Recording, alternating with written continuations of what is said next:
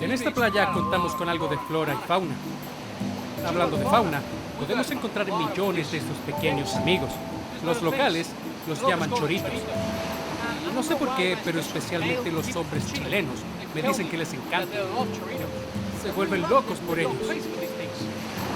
Volviendo al tema, la flora que se encuentra a mis espaldas son algas y se llama cochayuyo. Se ocupan distintas preparaciones y platos de comida. Incluso los bebés lo mastican. Bastante peculiar, amigo.